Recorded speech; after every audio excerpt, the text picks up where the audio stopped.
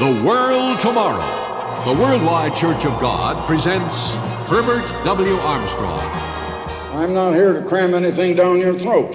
It will happen, and when it happens, you will know that God or Allah sent a messenger here to tell you this, because I am his servant. He said, God is going to do a new thing among the people of God, even in the Crusade Church of God in Russellville, something like he has never done before. And I'm here to bring you the truth, because you don't hear this from any other voice. No one else is telling you the things that God is telling you through me. He's speaking through me. If we're going to be that great and mighty people, such as the world has never seen, nor shall again, that's a new thing. What good is it if you're comfortable and God isn't? And there has been many, many false churches. Jesus said, I will build my church. He didn't say, I will build my churches. But there is a true church that is undeceived.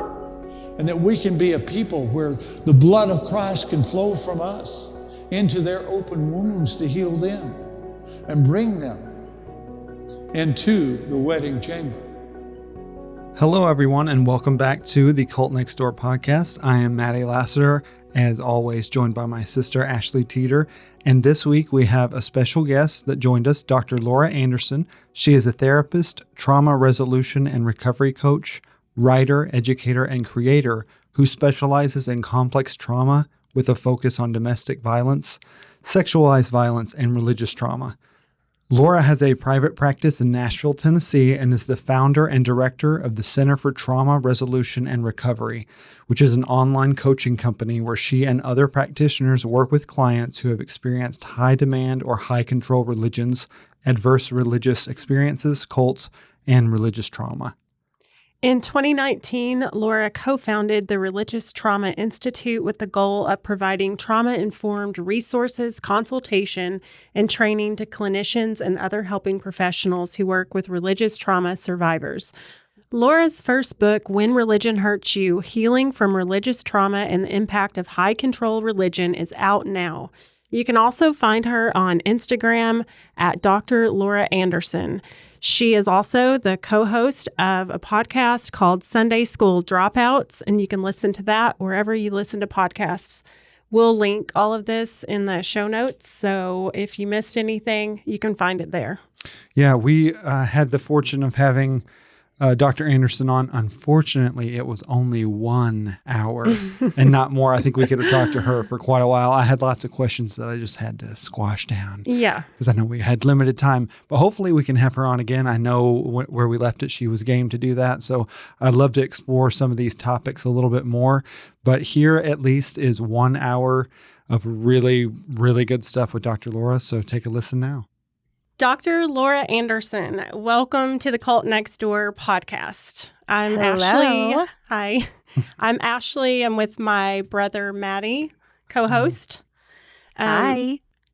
We're super excited to have you here.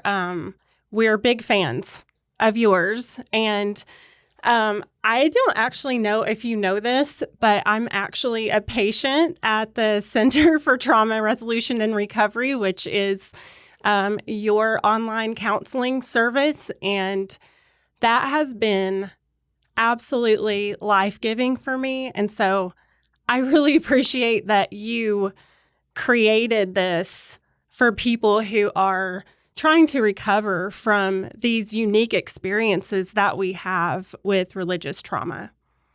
So thank you so much. Yeah, I was pretty sure. I mean, I can neither confirm nor deny.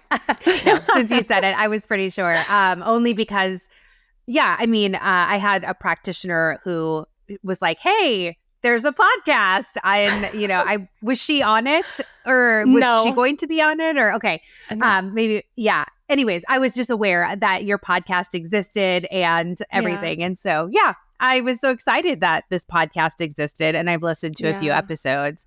Oh, so, awesome. But yeah, it's really cool to hear stories of people that are clients and that have felt supported by the incredible practitioners, because I mean, literally everybody who works at the Center for Trauma Resolution and Recovery is so amazing.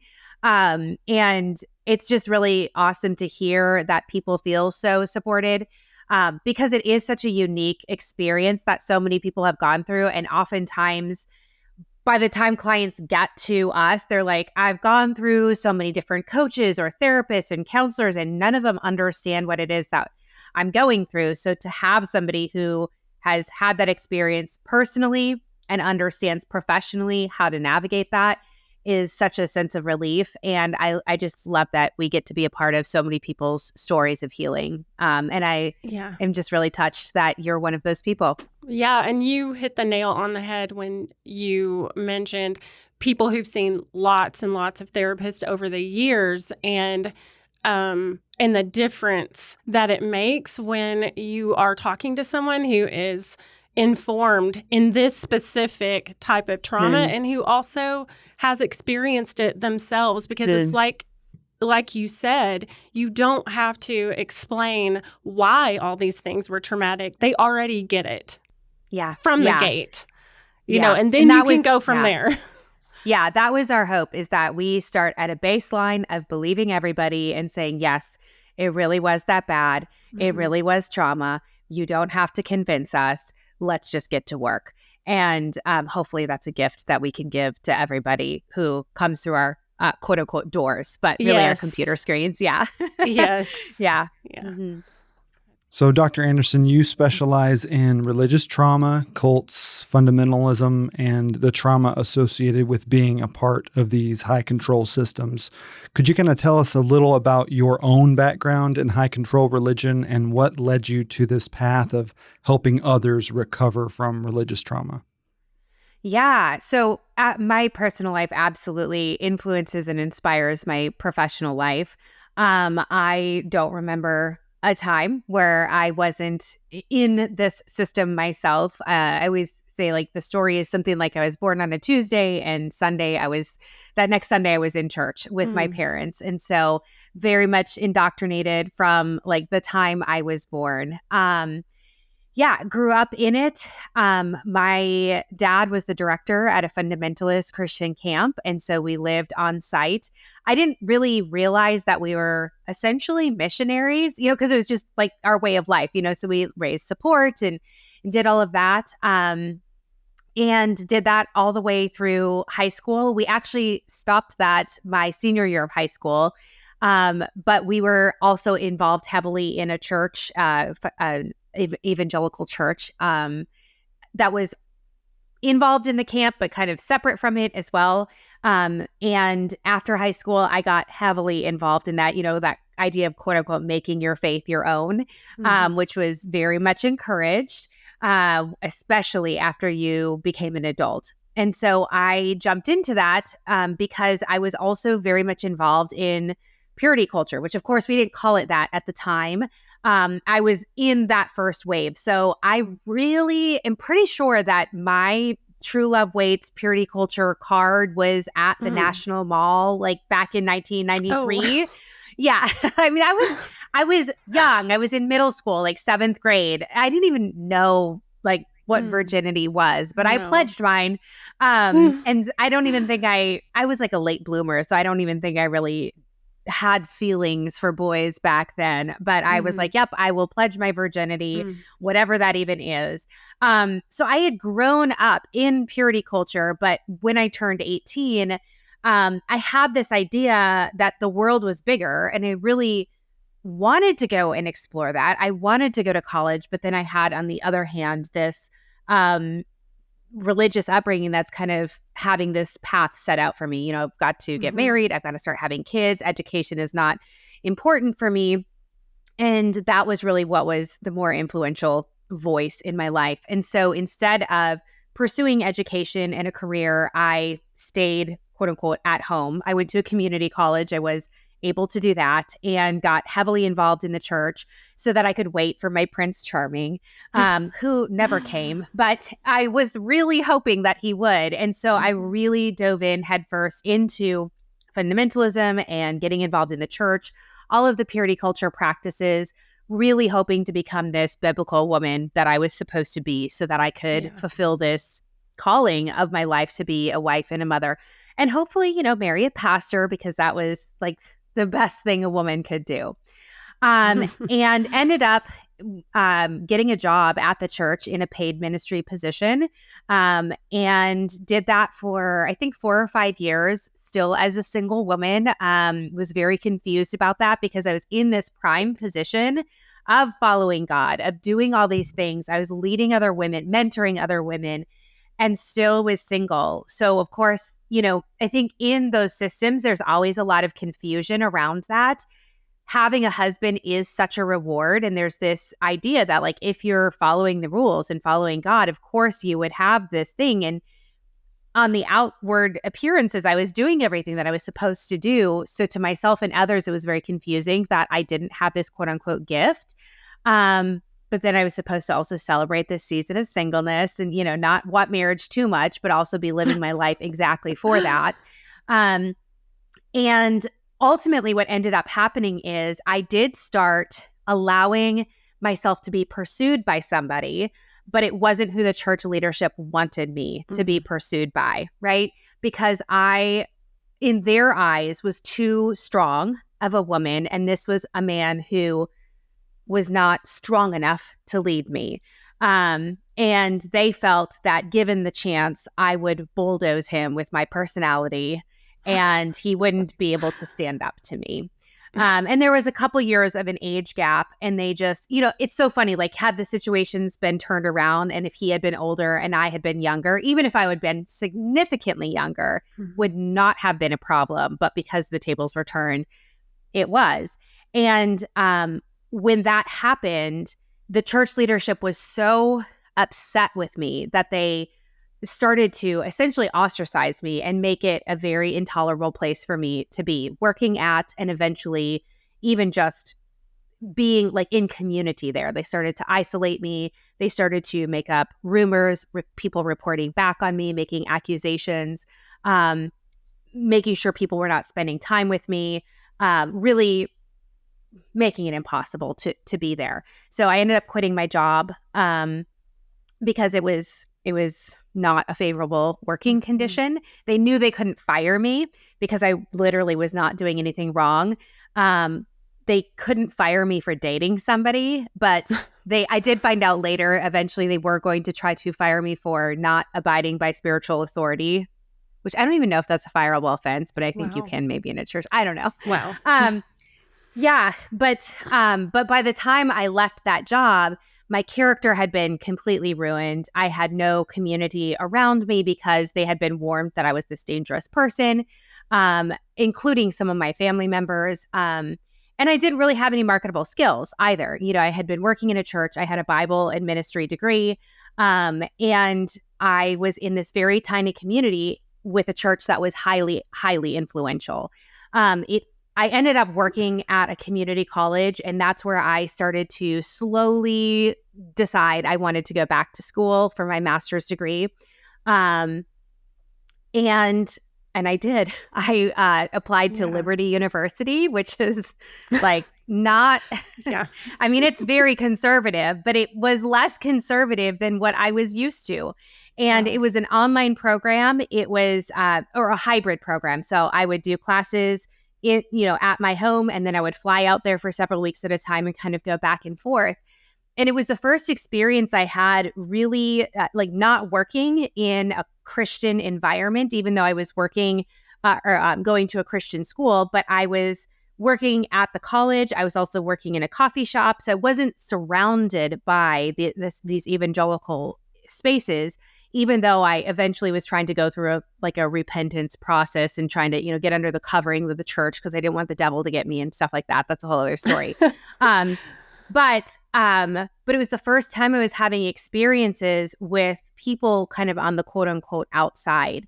And it really did start to change me. I think when you start working with people, you can't not be changed. And so I did start asking questions. So I was in this place, I guess it was kind of cognitive dissonance, where I'm having these experiences, learning about therapy, learning about other people, having real experiences with people, and also going through this repentance process with my church, trying to get back in their good graces, very opposite of one another. And was realizing I don't fit here anymore. I'm asking all these questions. But also, in order to survive here, I have to keep going through this process. And so I finally got to a place in my school program and in my career where I realized I can leave. There's going to be a point where I'm done with my school, where I am hireable anywhere in the entire country. And this is the first time in my life where I am, because with a Christian ministry degree, you're not really hireable anywhere. And so now I can go anywhere that I want to. And so I kind of just started biding my time until I could leave. And I graduated in May. And by that September, I was out. I came here to Nashville, and I mean, I've been here for almost 15 years since that point. But I was already what I would consider deconstructing, although we didn't have terms for that.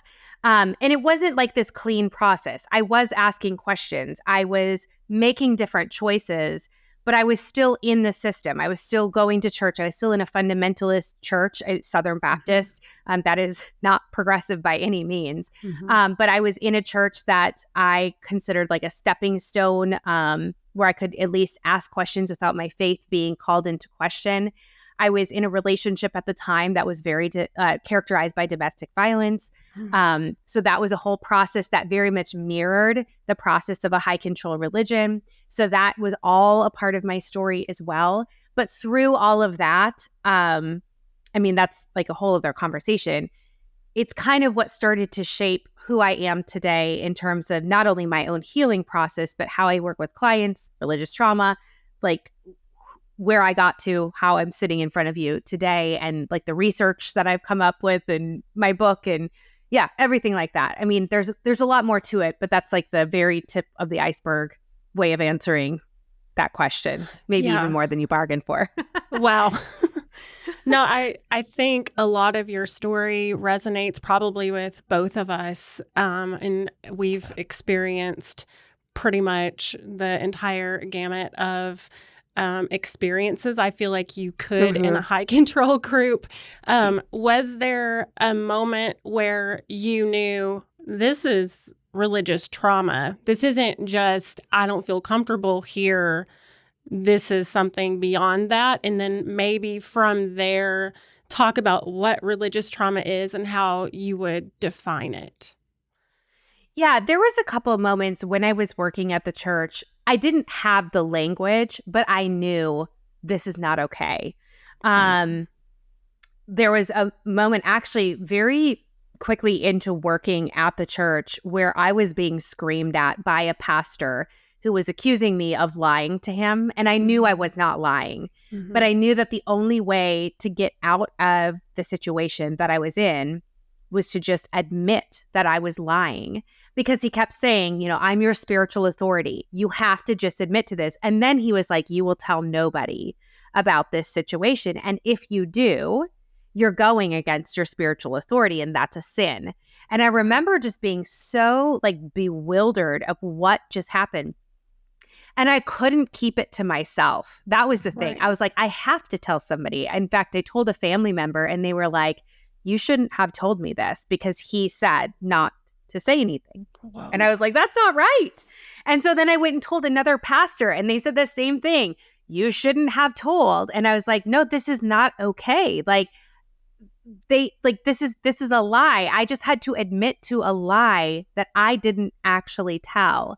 And so I remember knowing this is not okay, but I also don't think I can do anything about it, because I either have to lose my job over this. Like, if I want to actually fight for this, I'm going to lose my job, or I just stay silent and kind of like essentially take one for the team.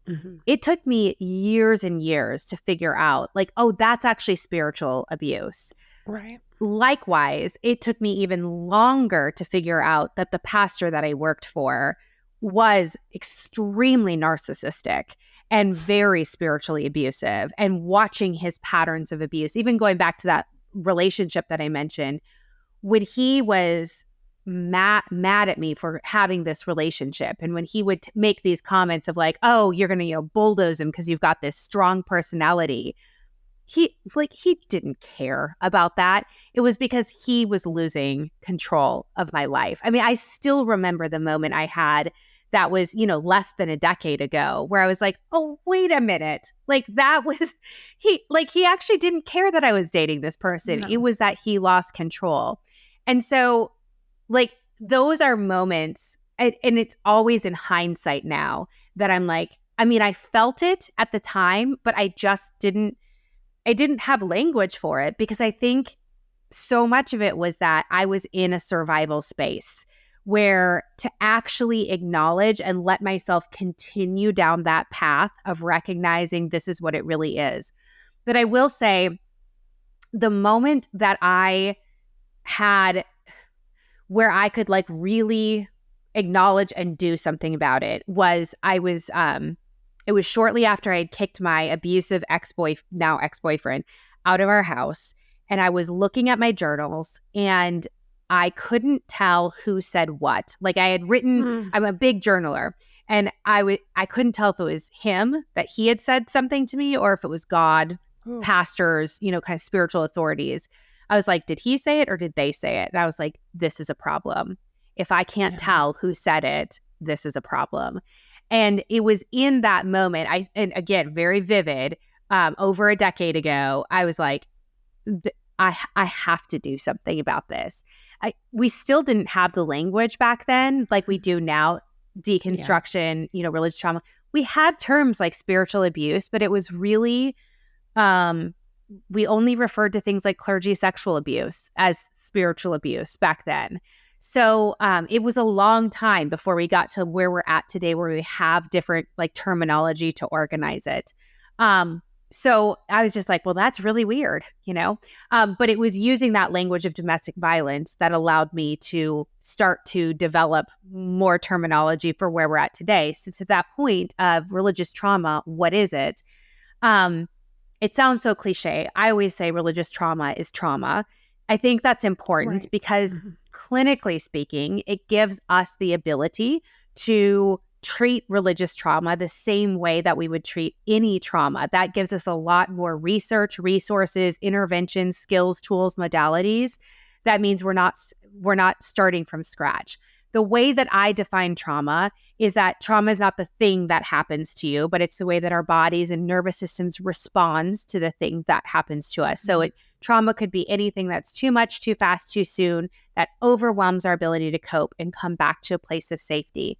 So it's very subjective from person to person. What is traumatic for you may or may not be for me, and vice versa. It's perceptive. So there doesn't have to be an actual threat in front of us. It could be the perception of threat, could be a remembrance of a threat. And trauma is embodied. It's not something that we're necessarily thinking away. Oh, that thing is in the past, get over it.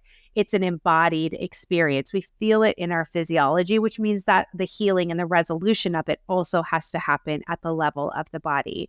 And these are all things that we've known in the trauma world for a long time, but as it pertains to religious trauma, like these aren't things that we've been talking about in the religious trauma world. For a long time, people thought like, oh, if you have religious trauma or you were hurt in the church, just, leave it, just become an atheist, just forget about it. Well, that doesn't actually work. When it lives in your body, like that's where you have to heal it. You don't just say, oh, I renounce it, I reject it. For some people, you do renounce or reject it, but that doesn't mean it changes the way it lives in your body. And that's why we have to heal it at a different level. Right. And I love that you talk about how every person is responding to trauma differently, and something that may be really traumatic for one person may not be for another person. Right. We've experienced that in our family since all of us have connected again. And it was, until I read up on it more, it was very confusing to me. There were circumstances where we would have we would all be talking about an experience that several of us were in the room for. And in one circumstance, it didn't traumatize me at all. It's something I remember, but I don't remember associating any fear with that. Whereas my sister, that was a very traumatic event for her that she carried all the way to this day. And so I think it is an important point that it's unique to the person, and you can't compare and say, mine is worse than yours, or, Yeah. because you see people do that. Mm-hmm. It's so unhelpful. All that does is bring shame. Yeah. Or absolutely. you even, it's almost like gaslighting yourself, where you're saying, well, this other person had a much worse experience happen to them, so I shouldn't feel the way that I'm feeling. I know that I did that a lot over the years. And I know that I did that, the reverse of that. You were talking about our sister, where it's like, well, yeah, I was there for that. Why are you taking this so hard? Yeah. And not understanding, like, she's interpreting this in a completely different way than I am. Like, and that's valid, Yeah, absolutely. Yeah. So you've talked a little bit about religious trauma. Can you talk some about complex trauma and its relationship to religious trauma? Yeah. I mean, the easiest way I would say it is I feel like religious trauma fits under the umbrella of complex trauma. Okay. So there's some people, I mean, there's kind of different camps in the psychology field that will say, oh, there's complex trauma, single incident trauma, or big T trauma, little T trauma, that sort of thing. I don't particularly love the terminology of big T and little T trauma, because I feel like that's where we sometimes get into the comparison game. Like, oh, well, I have the big T trauma. Yours is just little T trauma. I find that to be a little bit unhelpful. But I like using the terminology complex trauma and single incident trauma. That can sometimes be a little bit more helpful just in understanding what we're talking about. And sometimes that's also referred to as complex or CPTSD versus PTSD. So PTSD, or single incident trauma, is exactly what it sounds like. Single incident is this incident happened, or this thing happened. So there was a beginning, or the before, and then the thing happened, and then the after. So that might be an incident like a clergy sexual abuse, or a really scary altar call, or an experience that happened that you can point back to say, here's this thing that happened. When we're talking about complex trauma, or CPTSD, we're not usually talking about specific things that happened, or where we go, we can point back usually and say, yep, it's this right here. We're talking usually about consistent and persistent threats and overwhelm over time, where it's inescapable. And so we might be able to say, yeah, these things were happening, but it may not be, like I said, where we can point back to this. It's just all the time. It's always happening. It's inescapable. There's never a point where we get to kind of come back to that place of safety and go, okay, like my body can rest. I can come back to a baseline again. Now, we can also have both of those together. And I think for people who grew up in high control religions, in cults, we go, yeah, there was always the consistent and persistent threat and overwhelm. And here was these like really big incidences that happened. And so, yeah, that kind of adds to the mix there. The reason I put religious trauma under that umbrella of complex trauma is because, especially for those of us who grew up in those environments, there never was a before. We just were always in that environment of consistent, persistent threat or overwhelm that was inescapable. There's no way we can run away from it. There's no way, like that was our baseline, was the constant, anxiety and unsafety. And so when I'm working with clients, I find that having kind of that framework, whether it's the symptoms or the research that goes behind complex trauma, they usually tend to identify more with that diagnosis or that diagnostic framework. They go, oh, yeah, that makes sense. And it starts to help them kind of organize what their experience was, both in that situation as well as kind of maybe now that they've gotten out of it and starting to see like, oh, yeah, my relationships have been impacted. Oh, I do see how there's this embodied impact in all of these different areas. My baseline is very different than other people's baselines. And that tends to be helpful, both in, their living experience as well as how we treat it in moving forward. Yeah. You talk about in your book, you write, quote, Because of the way our nervous systems work, we experience trauma as timeless. That is, our nervous system is unable to differentiate between the past and the present. That really struck a chord with me. Could you speak a little to that and explain what happens in the nervous system when we experience trauma and religious trauma specifically? Yeah. Yeah. So our nervous system is based off of familiarity, not necessarily cognitive like pieces. So if trauma was based off of kind of like our brain, like the left side of our brain, which is very orderly and chronological, it would be able to put a timestamp and say, yep, this thing happened in the past on such and such date and time. And it's not that date and time. So we are good. And so, yep, there's that thing that's familiar, but we know that we're not back there. So get over it, essentially. Like people who say that, get over it, would be right. We could get over it. However, our nervous system operates off of that familiarity and goes, hey, this looks like a familiar situation, or this feels like a familiar situation. Our nervous system, which is comprised of, it starts at the base of our neck. We don't have to get into all like the physiology and brain science and whatever, but it's connected to various parts of our brain. It's constantly scanning for danger 24/7. And it's operating in the service of our survival, which means it wants to keep us alive. And the way that it does that is it takes in all of this information around us and organizes it so that when it comes in contact with everything in our daily life, it goes, hey, the last time we saw that thing, smelled that thing, felt that thing, interacted with that person, this was a dangerous situation, for example. So I need to mobilize all of the resources in my body so that I can stay alive. It's not necessarily rational, but it can rationalize anything.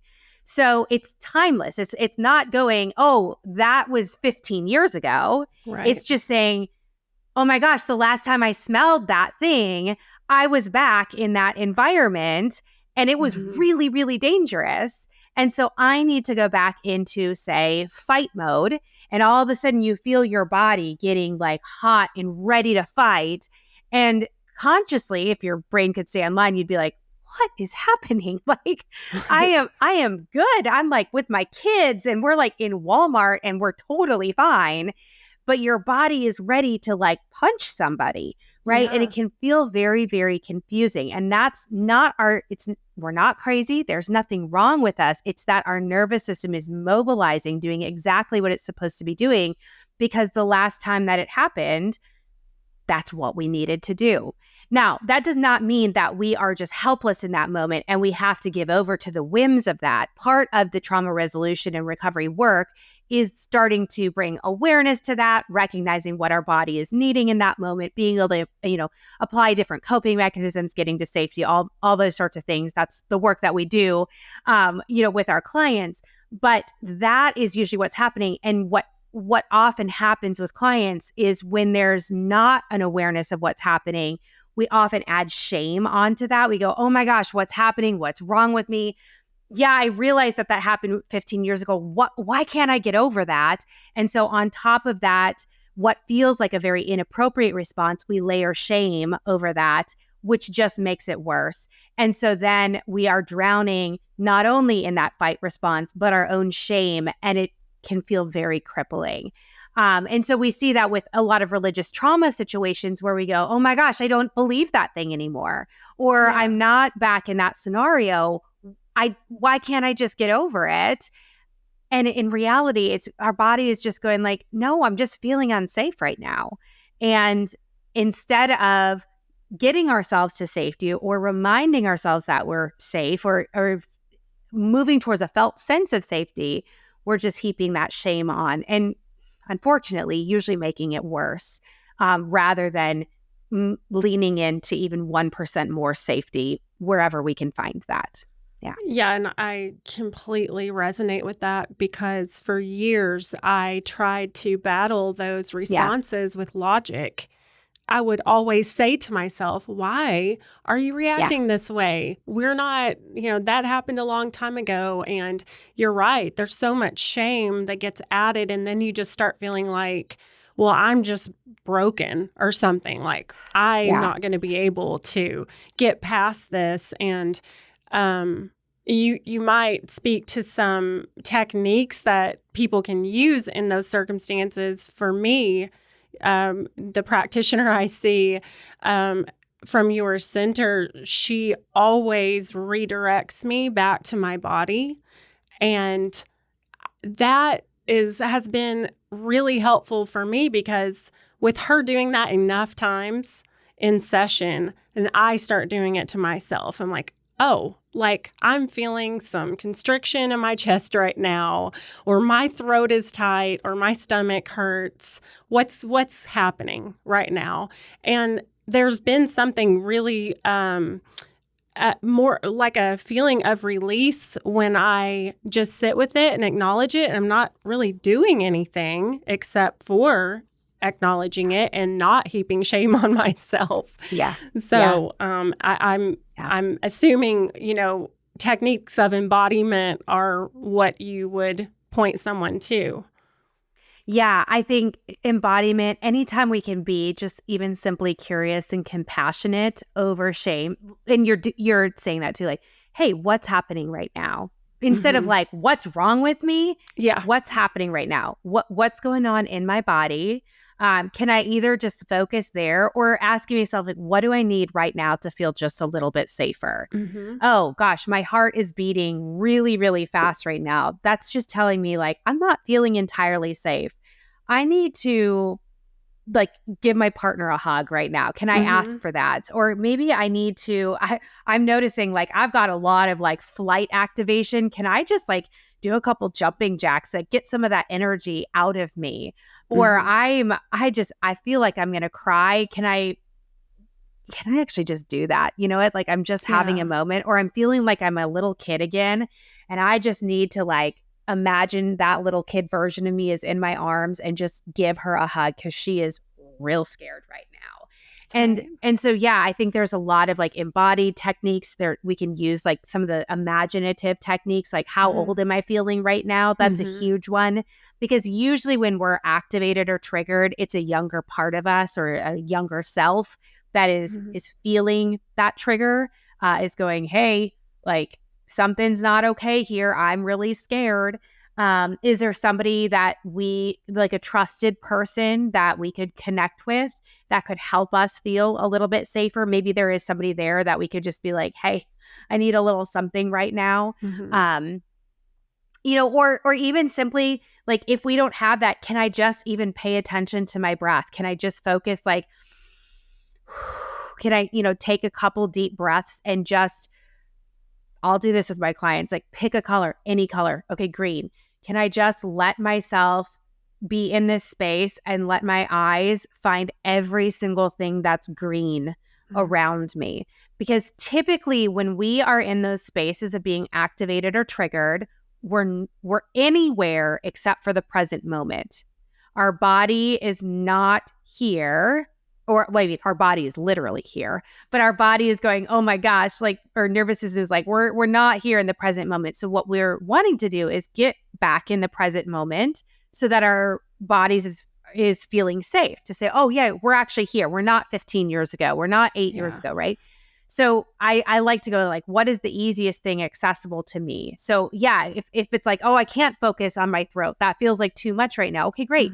Can I find a color and just focus on, what are all the green things around me? Or maybe that feels like too much. Can I just actually start noticing and naming, okay, there's the door, there's the doorknob, there's the carpet, there's the planter, there's the, and just like naming everything around me. What are the things that I can see right now? When we're doing that, we're bringing our attention to the present moment, and it's very difficult, maybe even impossible, to be present doing that and also in the past. So, and then noticing, oh, my heart rate is starting to come down. Maybe I can feel my feet on the ground again. Maybe I notice I'm actually here. Okay, and now what do I need to do to feel just a little bit safer? What's the next thing I can do to feel a little bit safer? So it's all about, what is the next thing and the next thing and the next thing to feel just a little bit safer and a little bit safer and a little bit safer. I love that. It's also a huge juxtaposition against what it is in the church, where you do not honor yourself or what you're feeling, or really give any acknowledgement to it, because it is secondary to everyone else's feelings. Absolutely. Absolutely. Yeah. Yeah. And you'll notice too that what we're doing in those moments is we are creating safety inside of yourself, right? You're looking to find that safety inside of yourself rather than who do I need to go to make me feel safe, which is that's a huge very shift. different. Yes. Because that's what is missing in any high control system, especially religions and cults, where it is all about outsourcing our safety to somebody else. And whenever we're working with trauma, or whenever I'm working with trauma, that's the first thing that I do with every client is how do we bring that safety back inside of ourselves? Because it's very difficult to process any trauma if we can't have those resources inside of us. And the way that when we're talking about a single incident trauma like PTSD versus CPTSD, when we're talking about recovering or the recovery process of CPTSD, unfortunately, in a therapy or coaching space, there is just no way that we are going to be able to go through every single moment of your life and reprocess every moment. We just can't, in part because you, the client, doesn't remember every moment of that, because it would take the rest of our lives. And so our goal is what we call integration. It's to teach you these tools so that as you go through the rest of your life, when you are triggered, not if, but when you are triggered, you have these tools where you go, there it is again, but I know what to do. I know my colors. I look for the green, right? And I can find this, and within myself, I can find safety to come back to the present moment and teach my body, we are here. It is safe. I am okay. And I know what to do to get to safety in the next moment. And then the moment after that. We did not have that afforded to ourselves. So we're giving it to us now, and then we can give it to ourselves in the next moment. And that's really the piece of with complex trauma, that's what we're going for, is the integration piece, because we simply can't resolve every single moment from our childhood or adolescence or adulthood. And so we just do it. We just teach you skills so that you can do it as you live the rest of your life. Yeah. And honestly, thank goodness we can't, because who wants to go through every single trauma? Yeah, pass. Exactly. Hard pass. Yeah, it would not be fun. You also talk quite a bit about religious trauma and adverse religious experiences. I know that is a big topic that's probably hard to get into a snapshot, but could you speak a little bit to about what religious trauma and adverse religious experiences are and how you can identify them? Yeah. Well, I'll just read, if it's okay, the working definition of adverse religious experiences that we have. This comes from a definition from some of my colleagues and I. So to date, our working definition of adverse religious experiences, or AREs, is any experience of a religious belief, practice, or structure that undermines an individual's sense of safety or autonomy and or negatively impacts their physical, social, emotional, relational, or psychological well-being. So we're currently, that's a definition that's always room for growth and continued defining. And there is research that is currently being done to, kind of check out some different hypotheses and things like that. We came up with that term a little bit as a substitute, not as a substitute, but as a term in addition to spiritual abuse, because like we talked about a little bit at the beginning, people didn't often resonate with the term spiritual abuse. They felt like it really connected to things that were like clergy sexual abuse or some of the maybe more overt kind of things that you hear in the news. And they're like, oh, well, that thing didn't happen to me. But they're like, but this this other thing happened, or this other thing was really harmful. I had this experience or these negative impacts, but it's not spiritual abuse. And so we were kind of looking for, well, what would be a way that people could describe what their experiences are? And that's where we came up with the term adverse religious experiences. And we have a kind of our working hypothesis is that the more adverse religious experiences you have, the greater the likelihood that it would result in religious trauma. But we also recognize that you could have one adverse religious experience and it could result in religious trauma. And you might have 100 adverse religious experiences and it may not result in religious trauma.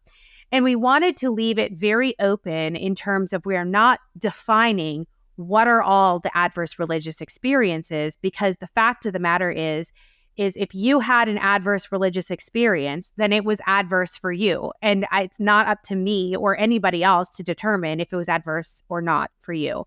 And so people have really gravitated towards this term as they've felt like, oh, this really helps me identify and kind of organize what my experience was. And so a lot of times people are like, oh yeah, that helps me understand like what happened in purity culture, whether it's the messaging or the practices or the kind of the negative impact that happened, or maybe it was some of the things that happened as a result of patriarchal practices or corporal punishment, or, some of the doctrines and beliefs and practices with different, theological beliefs and whatnot. And so, it's been I think a pretty helpful term. And it's gone hand in hand with religious trauma, but it's not the same. It kind of, it goes with, but they're separate. They're separate, but together. Yeah. Yeah. And I know that's similar to like the ACEs score for like adverse child events, but that I don't remember how many questions you answer on that, but it's limited. Yeah. And so the adverse childhood experiences, is seminal research, and just, it was groundbreaking and still is considered groundbreaking. And it's a whole other soapbox I could get on to, because it all has to do with like diagnostics and developmental trauma and capitalism and all these things. So right now it sits at 10. They have 10 different categories of adverse childhood experiences, and you score from 1 to 10. And their hypothesis also is the higher the score that you have, the greater the likelihood it will result in developmental trauma. And they are now realizing that there is far more than 10 categories of adverse childhood experiences. And they're also realizing that, you could have one ACE and it could result in developmental trauma. You could have 10 ACEs and it not.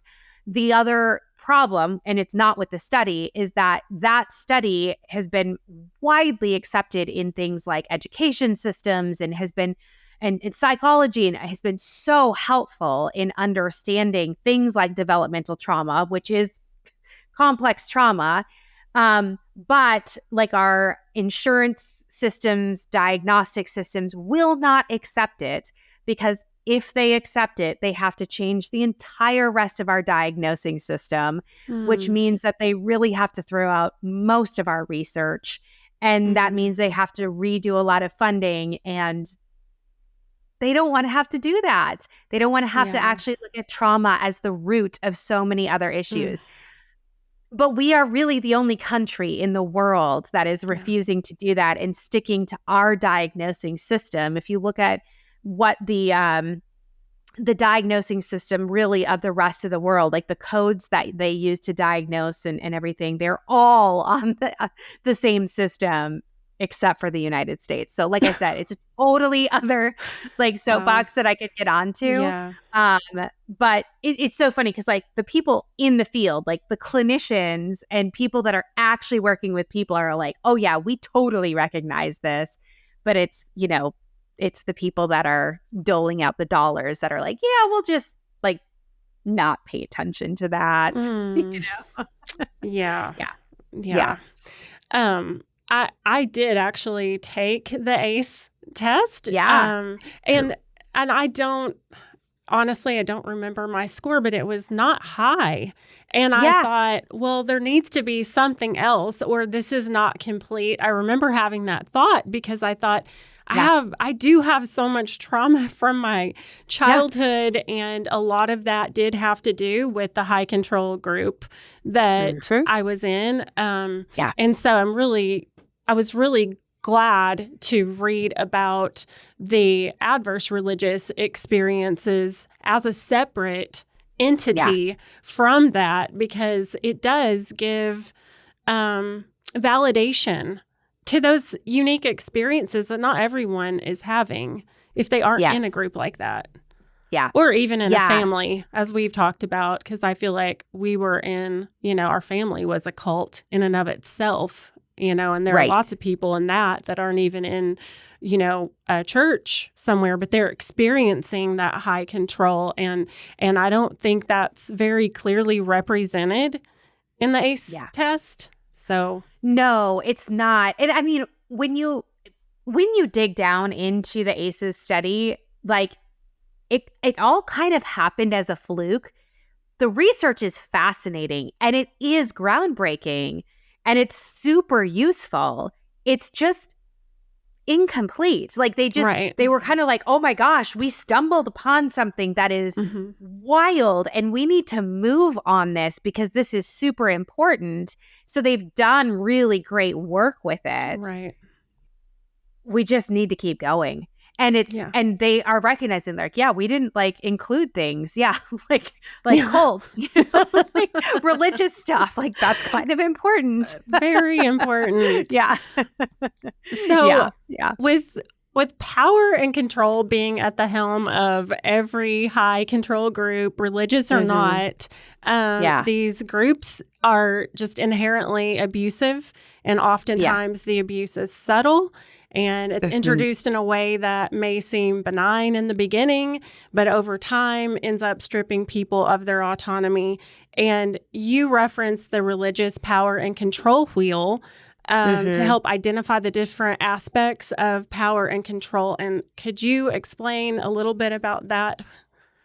Yes. It's one of my favorite things to talk about because so this is something I created based off of the Duluth Model's power and control wheel that they originally created to talk about domestic violence. And I love it. I mean, I love their original model that they came up with because it just really does a good job of talking about power and control and how people get caught in a dynamic like this. Because people who aren't in systems like that, they're just confused. They're like, wait, how did you get in this? Like, why? Like, how does this even happen? Right? Because it's not this overt thing. If you think about, and I think usually the best way to talk about it is in like a relational dynamic. If you were to go on a date with somebody and the first time you're out with them, they flip the table over and cuss the server out and throw things at people and stomp around and make threats at, the other patrons of the restaurant, you are not going on a second date with them, right? Like you better not be. But I'm sure crazier things have happened, but you're probably not going on a second date with them, right? Yeah. You're like, whoa, dodged a bullet. Like, you're going to maybe write a blog about it, but you're not going on a second date with them because it's super overt. Like, major red flags. But that is not typically how abusive relationships or abusive systems operate. You don't typically walk into a high control church or a group and they go, hey, in order for you to stay here and be a part of our group, you are going to need to give us X amount of your income. And you're not going to be able to wear this and you're not going to be able to do this. And you're going to have to isolate from the rest of your friends and family. You can't read these things. You can't do these things. You're going to have to promise us all of these things, right? And so you want to stay and join us? Right? Like, no, that doesn't happen. It's this, I call it a slow fade. It's over time. And relationships and systems, they start off by promising things that you've been looking for. whether it's a sense of identity, relationships, maybe it's like real tangible needs. I think churches and religions oftentimes can provide certain things for people. Maybe it's the single mom who needs childcare or tangible resources. Maybe it's a sense of higher purpose. Churches do this a lot, where it's like, oh, it's the greater good. It's serving the community. It's having something that's like bigger than myself that I'm connected to or attached to. It could be a variety of things that they're appealing to something. And oftentimes it is like these innate things that are inside of us as humans we want to be a part of. Churches, religions, they understand that about the human psyche. And so they are appealing to things like that. And they use, I would call it, love bombing tactics to get you a part of that. Now, if you're born into it, this also happens, right? So it's maybe not as overt as if you're walking in on a Sunday morning, but it happens. Maybe it's like when you make your own profession of faith or make your faith your own or get baptized into it. There's kind of this idea of like, oh, we want you to be this. You're so special. We see this talent in you. We're going to make you the leader of this, or people are looking up to you, or, they use these ways of making you feel special or appealing to things in you so that you're like, well, yeah, I do. I kind of like that. I want to be a part of this. There's something there that I really like. And so it's not that you just walk in and you go, yeah, I'm going to like give you all of my autonomy and my independence and my wealth or my, whatever. And so slowly then over time is when they start to say, okay, well, but to be a part of this, we, for lack of a better term, demand this. You have to dress like this. You can't be friends with this person. You can only listen to this music. You can only read these things. Well, if you want to be a true believer, you have to do this. You know what? Godly men do that. You don't want to make your brothers in Christ stumble by wearing this, right? And so it's like the sly, overt or covert comments. It's the little things. It's the way we look at people. It's not usually, sometimes it's very overt things like coming from the pulpit or whatnot, but oftentimes it's the little things and they're couched by maybe biblical principles or messages from, God or what, God says this, or to be a true believer that. And none of them are usually so big, or there's not usually so many things all at once where you're like, whoa, that's too much. It's like, oh, well, that kind of makes sense. I guess I could do this one thing. Or, yeah, I don't like it, but like, I guess if that's following God, Jesus did die for me. I guess it is the least I could do to like do this one thing, right? There's always these like justifications or, well, I guess, right?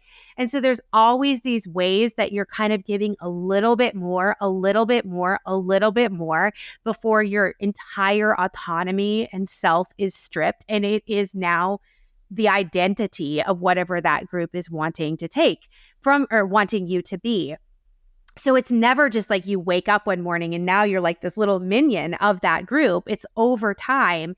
And all of a sudden it's like, I am saying the things that they want me to say. I am showing up as the person that they want me to show up as. And you're not even having to think about it. You're just doing that. And essentially, they don't have to tell you to do any of that. You just do it for them. And so they can be like, well, we didn't tell you to say that. You're saying that. And they're not wrong, right? Because they didn't like feed you that script, but they got you to believe that that's what you wanted to say or to do because of what they've been feeding you all along. Does that make sense? Absolutely. You're policing yourself. And others are policing you as well around. Yeah. But I think Mattie made that point in one of our episodes where our dad set things in motion that he didn't necessarily have to reign over, so to speak. Right. You're just going to fall in line and do it, right? Yeah. And also something that you said too during that resonated with me where you're, in the cult that the cult I was in two, I guess, my last cult. There was a huge emphasis, especially at the end, and we talked about this a couple episodes ago, on suffering, and that was used to say, see, this Right. guy over here, he's suffering for the Lord, and you guys, you're not. And so you're not Yes. going to be in the special group. You need to be like this. It's just those tactics to keep you in line. It doesn't Yes. have to be, not everything has to be overt, I guess is kind of what you were saying. Like Yeah. it sets it in motion and you know what to do from there Yeah. because of the training and the conditioning you've had for Yeah. however many years, you know? Yeah. Yeah. And it's also like very insular as well. And they tell you, of course, you'll be persecuted and, people aren't going to like you. And here's what you can expect. And so then when those things happen, you start to be like, oh, well, I expected the persecution. I expected the suffering. I expected these things. So then we're not caught off guard, when somebody has these concerns, like legitimate concerns. And we're like, yeah, but I was told that. So I actually then am trained to not take you seriously. Like if somebody is like, hey, this person is actually engaging in abusive behaviors. Well, yeah, I was told you would say that. So now I'm not going to take that seriously, right? Yeah. That is, it's very, very common abuse tactics or dynamics of power and control. We see this in literal like abusive relationships as well as, systems of abuse, systems of power and control. They play from the same playbook. But this is just like on a much grander scale because you have lots of people that are being pulled into this dynamic. And then, of course, there's the consequences are graver. I don't want to play the comparison game, but in a system of power and control like a religion, we're then also placing these eternal consequences. Mm-hmm. So it's not just like the partner in this relationship over here that is doling out the consequences. And yes, you might lose your home or your family or these things over here. In this system, yes, you could lose your home and your family if you're going against it, but then you're also losing your salvation, your community, your eternity. There's these really grave consequences, and the spiritual leader of the group is the one who is implementing them, but ultimately that it's God. So there's this weird hierarchical piece that not only are you going against pastor or clergy member or elder, you are directly defying the creator of the universe, which adds this whole other layer of guilt and shame and power for the person in the position of power that they can then wield, which makes it very, very difficult to get out of a situation like that or a system like that. Yeah, extremely difficult. And then even when you start to question or you start to wonder if maybe you're in an unhealthy environment, I think the conditioning is already there that it's like, what if though? What if I'm wrong? And so it's hard to leave because if you're wrong, it's everything. Like you said, you may be going to hell. Yes. Or that's what you feel like is going to happen, or God is going to punish you with some illness or disease or an accident or whatever. So I think, at least for me, I kind of clung a little bit because of that. I think a lot of people get fearful about that.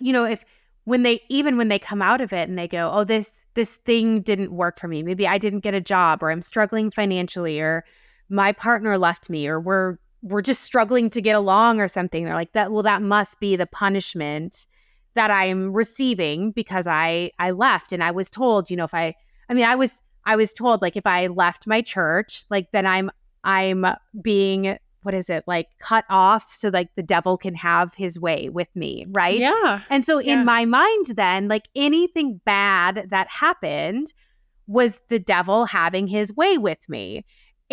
It wasn't just like, oh, sometimes just hard stuff happens, right? Because we're adults and like we have consequences of our choices, or just like we live in a world where sometimes bad stuff happens. Like we're trained then to believe, no, literally that's the devil like prowling about, trying to like, harm me.